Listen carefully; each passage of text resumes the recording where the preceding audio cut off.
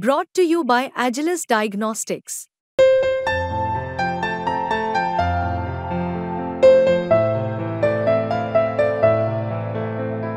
Agilus Diagnostics.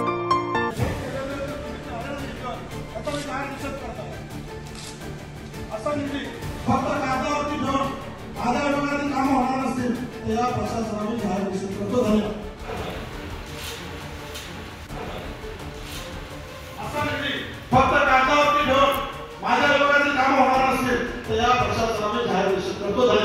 एकही रुपये निधी त्याला दिला नाहीये.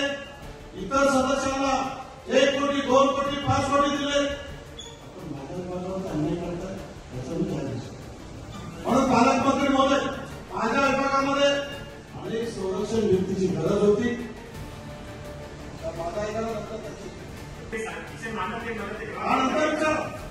पालकमंत्री महोदय, माझ्या विभागातील संरक्षण भिंत डोंगर कोसळला, लोकांच्या घरावरती दगडी पडल्या, 3 लोकांना लागलं.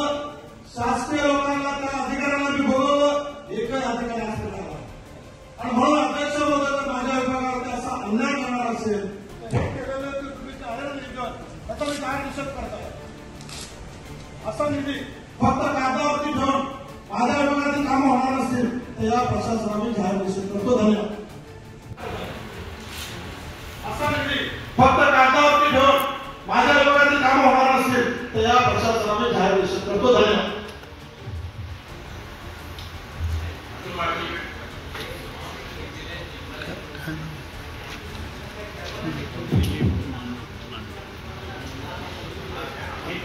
बैठकीमध्ये जिल्हा नियोजन जे प्रशासन आहे त्याचा जाहीर निषेध करतो. आणि या ठिकाणी हे जे काजू बदाम आम्हाला खायला दिले हे जनतेचा पैसा आहे.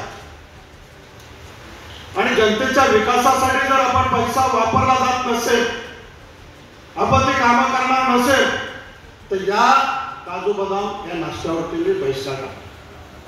असे नाश्ते असे आम्हाला खायला देत जाऊ नका. पालकमंत्री महोदय, माझ्या विभागामध्ये शासकीय जागा आहेत. 4 वर्ष बोंबलतोय की शासनाच्या जागेवरती फक्त शासकीय फलक लावा.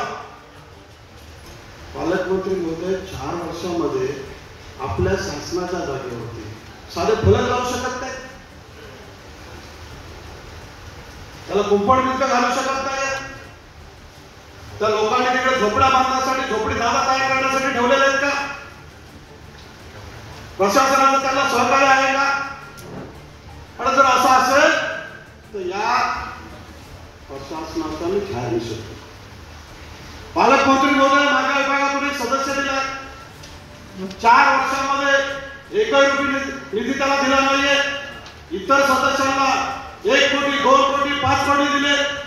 आपण माझ्या विभागावर अन्याय करताय याचा मी जाहीर निषेध. म्हणून पालकमंत्री महोदय, माझ्या विभागामध्ये अनेक संरक्षण भिंतीची गरज होती.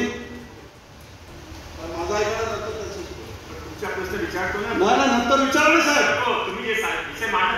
हा, नंतर विचार.